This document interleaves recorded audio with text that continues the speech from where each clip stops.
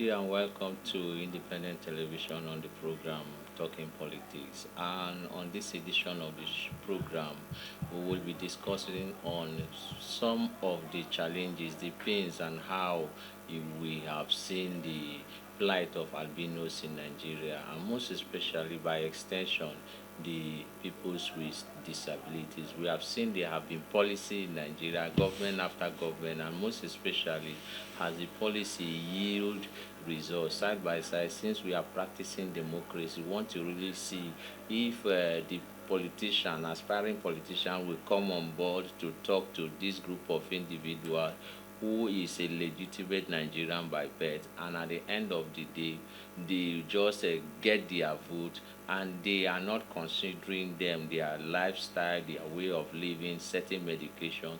On this edition of the show on Talking Politics, we'll be discussing all these pertinent issues. And to discuss this with me, I have Ambassador Jake Epelle, who is the CEO and founder TAF Africa.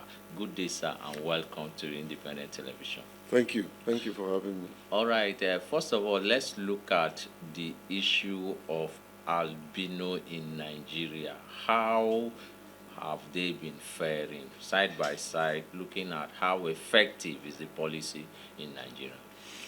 Okay. Thank you because you talked about policy. The albinism policy is the first policy in the world, not only in Nigeria, which Nigeria approved, and I am privileged to lead the process of the formulation and approval of that policy. In that policy, certain issues, simple issues like nomenclature, how persons with albinism can be addressed. We are not to be called albinos, we are to be called persons with albinism, because you don't put the condition before the person, you put the person before the condition. So we are persons with albinism. Now, like I said, there is a national policy on albinism. Um, it was enacted, it was formulated some 12 years, 15 years ago. The first 5 years, it was not implemented at all. But currently, I want to say that the Federal Ministry of Education have started the implementation of the albinism policy by, first of all, having it in their budget. And then, of course, they earmarked a number of interventions that they are trying to, implement using the platform of the Albinism Association of Nigeria, which is an organization that I founded as well, TAF Africa. So in terms of policy, there is an existing albinism policy. In terms of implementation, the Federal Ministry of Education, which is the focal ministry for that policy, is implementing. The implementation is skeletal, but it's a step in the right direction that at least we've started seeing the implementation.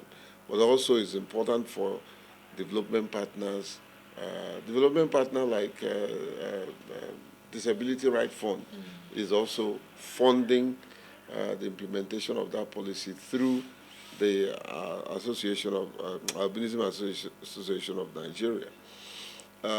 It's also important that CSOs and development partners should take the initiative to implement the national policy on albinism.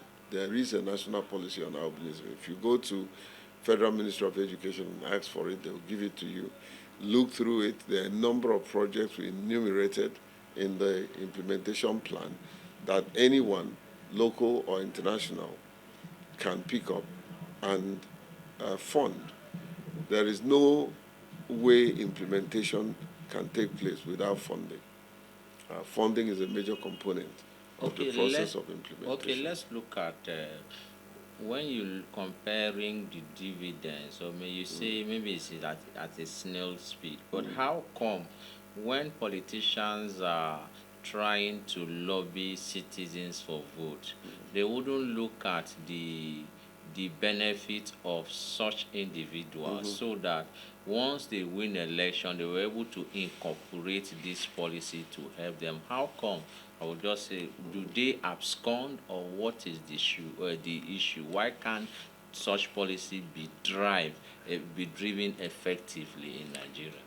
Well, it's not all politicians that most times tend to forget their promises, the promises they made to voters, and lure them to vote for them. But there are some that are crookedly focused on just abandoning the electorate, especially the current trend in politics in Nigeria, where the politician feels that it's not the vote that gives him power. It's either the court or his godfather. They have this impression that whether you vote for me or not, I would emerge. And this is the bane of backwardness in democracy, where the ballot box is no longer the deciding factor, but a construed or some sort of a twisted court process, a very illegal judicial process is used to bring somebody sometimes who did not even vie for election, and the person will emerge and become the winner of a political position. That is what is destroying democracy in this country. Where we have left the ballot box and that gone to the courtroom as the one that decides for who will represent the people, and that's one area the judiciary needs to watch it. They cannot decide the outcome of a of electoral process, by just overruling, and most of those judges and the lawyers who are perpetuating this thing are not even in the electoral polling station. They don't know who was voted and who was not voted, and so that is the problem when an individual who makes promises, are not given the opportunity to emerge. And then you find somebody who is one charlatan just because he has money or he has political godfather. You find them in position, and that's what leadership is not. Leadership is not about position. Leadership is a purpose that creates a position for the individual. So when you find people who are not don't have the mandate of the people, even when they are given the opportunity, they just jettison the people and then pursue their own personal agenda. So that means at the end of the day, when so maybe either through crooked means the person gets into power, that means him drawing his scale of preference. Now you will not be thinking of such individual like your organization to see how they can be empowered. No, he's not thinking of the individual or any system. He's just thinking of himself and the people that put him in power. Because oftentimes they tie their loyalty not to the people who voted them, but to the individuals who worked for them to emerge, either who bribed the judge or circumvented the judicial process, and then all of a sudden they will emerge. That's what their focus will be.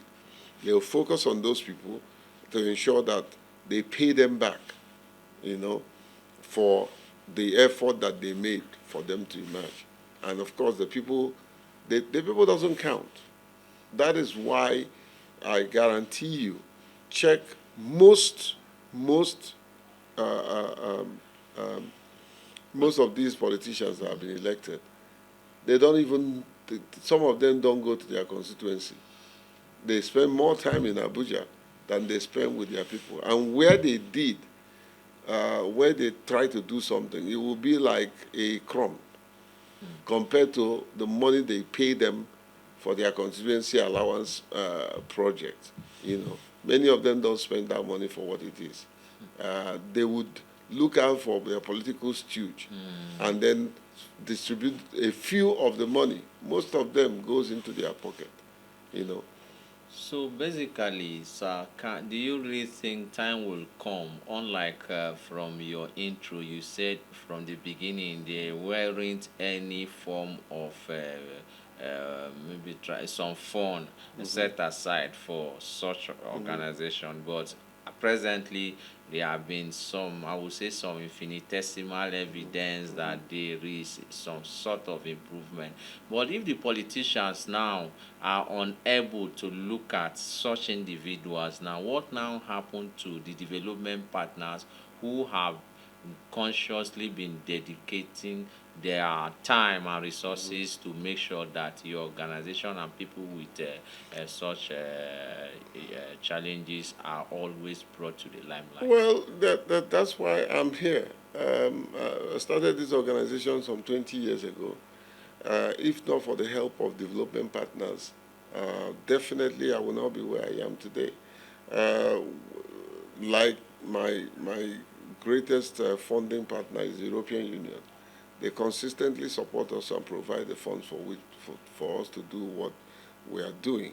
Um, we don't, and I'll put it on record, we do not collect money from government. We don't get any form of subvention. Nigerian government? No, no. We don't get any form of subvention, any form of grant, any form of assistance from be it Nigerian government or state government or local government.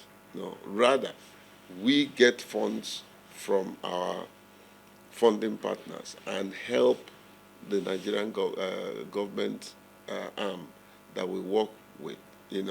All the policies that I've been part of, that we champion, I didn't get a dime from any ministry.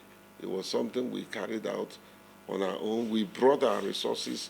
We even paid allowances to ministry staff to be on our workshop and provide information. No, we have never received a dime from government. Okay, that is very serious. All right, let's go for this break. When we come back, we will be able to round up the interview with Ambassador Jeff Epelle. All right, welcome back from that break. Meanwhile, let's look at what exactly should be your counsel, because when politicians come around with their maybe sugar-coated campaign promises. I remember while I was a teenager or so, I've heard politicians saying, we are going to give you borehole, we are going to give you this, but it is still the same strategy, still the same campaign promises they are still using in the 21st century. Can't there be a Nigerian where your organization can advocate to have a specialized school for this group of individuals from primary school to tertiary institution? What is the cost? Is it because of the oil price, or crude oil price? No. Well, let me put it straight. We're not advocating for a specialized school. A specialized school contravenes the principles of inclusion. I'm not a fan of this school for the blind, school for the deaf. No.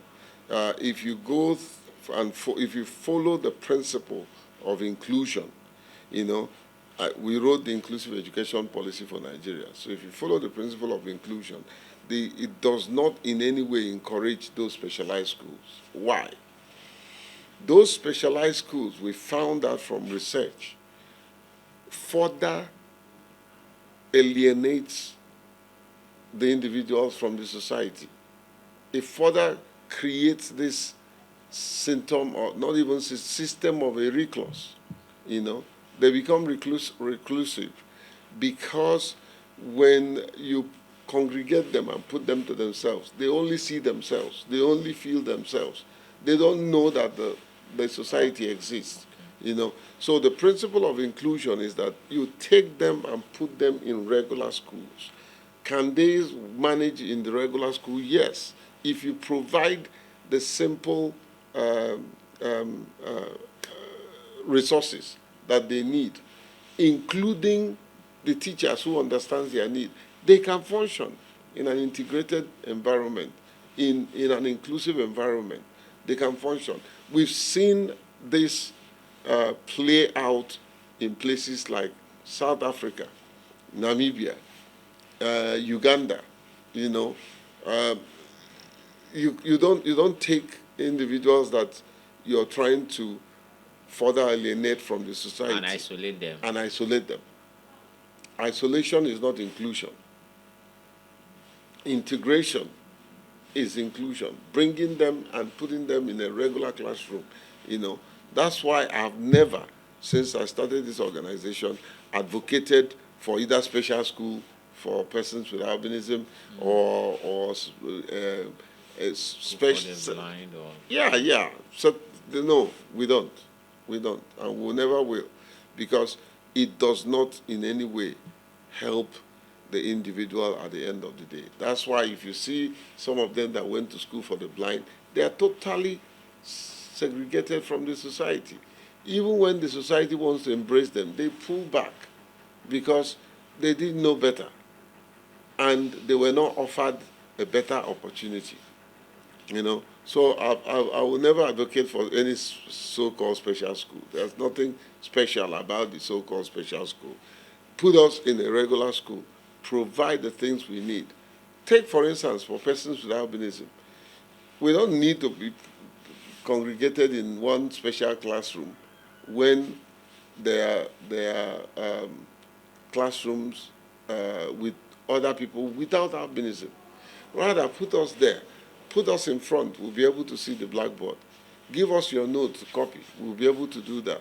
You know. So we should push for an environment that is free, an environment that has all the resources, an environment that allows for integration, so that the person will have a sense of belonging. You know, knowing fully well that, listen, the society is not rejecting me. It's not, whether the blind or the deaf, they are not like leper. Even leper, people with leprosy, should not be segregated and tossed in one corner. You know, now there are treatment for things like leprosy. You know, but bring them together. The days of leper colony are gone. Are gone. You know, so we need to advocate for integration, not isolation. okay, so we have seen some individuals. I remember the likes of a musician, Steve Wonder. He's blind, but he still has the capacity to hire a driver. And also in Nigeria, the likes of Waf Kobam Sasuko and the likes. But if this individual with this kind of disability still has resources and is living well and is comfortable, that means there are a lot of hidden treasures that can be tapped from such categories of people. Then how do we nurture them from maybe at their primary age when they are just trying to become a teenager? So Okay, you talked about Steve Wonder. Steve Wonder is an American. yes, Are you aware that he built a first-class school in Ghana? well, I'm not aware. Steve Wonder, yes. Steve Wonder has one of the best schools in Ghana as his own CSR, you know, for Africans, you know. And so if you look at the documentary of Steve Wonder, you know, Steve Wonder was a child that nobody gave a chance. But he picked up simple things like harmonica, you know, or what we call mouth organ. And he was playing it so well that somebody discovered him. And today, his songs are everywhere, all over the world, translated into many languages. You know, he's a very wealthy man. He's over about 70 something, you know, and yet he's still there functioning. Why? Because they gave him a head start. They were able to recognize, yes, this guy is blind, you know, but he can be useful. He can be useful to himself, he can be useful to the society. And I think that's what needs to happen. First, we need advocacy, for proper awareness. Secondly, we need concrete intervention, you know. So if somebody is blind, is there any way we can help that person, integrate that person in a regular school, but provide the things he needs, even if he's a teacher? In the policy, we recommended that every school must have what we call resource center. That resource center it can be one small room where the things that anybody with any kind of disability will need will be there. Like a library. Exactly. Just like you have library. So a resource library sort of, So take for instance, a person who is blind. If he needs a cane chair, the teacher knows that in the resource center they have cane chair, a cane, not cane chair. They will get them a cane, the stick that they use as they walk, A first person with albinism needs maybe a magnifying glasses. He can go into that resource center and get magnifying glasses and use it and then return it, so that other people can have access to it. So there's a need for these resources to be provided. There's a need for proper budgeting of the needs of not only persons with albinism or persons with disability. There's a need to bring them to the table when their issues are being discussed. Many good government policies and intervention have failed. They failed because wrong people sat down to make decisions. Irrespective of the administration, yes. Whether APC or PDP. Many of them there are many laudable projects that they have failed. I can give you an instance. There's nothing I didn't say to the student loan policy. And the APC administration. Yes, they never listened because, okay, so you are saying that you want to give loan to a blind person, okay? Giving loan to a blind person to go to school is very good, but he cannot do that without his aids. So you give loan to the blind person. What of the person? How is he going to pay the person that is leading him to school, assisting him to school every day? So while you're making that loan provision for you have to include the person who will assist him, not necessarily as a loan, but in the loan there has to be a component of that loan that will help him pay the person, because without that person he can't go to school. You talk about the deaf, you need a sign language interpreter, If you don't have that person, he cannot go to school, So these are some of the issues. When they were designing it, it was fantastic. I applauded the president. But listen, you are missing a critical component of this loan, and which is, for instance, and that's not the only one. What of assistive device? You've seen me here. I have a computer. I have something that I'm able to put on that computer. So if I'm going to school and I want to use my laptop, okay, to take note, and it's flat on the ground, it'll be difficult for me to use. Yeah. Those are other ancillary assistance that is always that should be incorporated. But meanwhile, your final thought before we finish. Presently, are you discouraged when you see some of these inconsistent in the Nigerian government to assist you? Are you, as and your organization, have you just sat down one day and said, I want to back out, or you are discouraged? No, I'm never. You see, if you say that you're never discouraged, I think you're not telling the truth. There's always that element of pessimistic feeling, but then don't allow that to pull you down. You have to learn to wake up from your ashes sometimes, It does happen. There are times you get discouraged, events around you, people around you have discouraged you, but you don't stay discouraged. Get up. I will put it in perspective. You can't avoid failure, but you can avoid failing backward. If you want to fail, fail forward so that you can just get up again and try again. So discouragement is inevitable. Or maybe I should put it this way. You know, you can't say that you will not face discouragement in life, but you can say that I will not stay discouraged. In other words, you can overcome discouragement, and wear the clothes of encouragement and move on. Yeah. All right, thank you so much, sir. Please, may we meet you again before we finish Well, I'm Jake Epelle. I'm the CEO and founder of TAF Africa.